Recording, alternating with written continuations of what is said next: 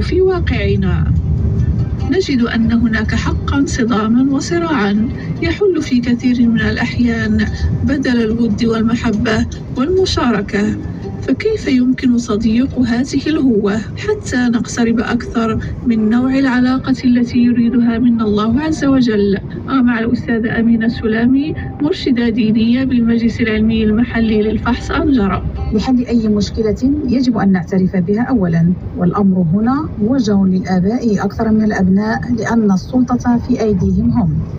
والحل الأساسي للمشكلة يكمن في تقبل الاختلاف أولا، ومعرفة مدى التغير الحاصل بين الجيلين والتطورات التي طرأت على المجتمع في هذا الوقت.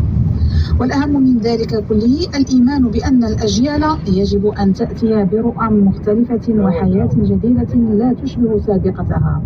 فالجيل القديم نفسه قد كان جيلا حديثا في يوم من الأيام، وحدث معه بعض التمرد على آبائهم، ولكن كثيرون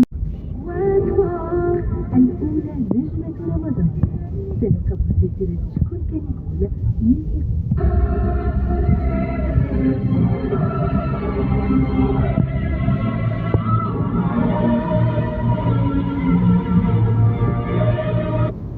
أن يعامل الجيل الناشئ، أن يعرف مواهبه وقدراته فيحفزها ويرعاها وينميها.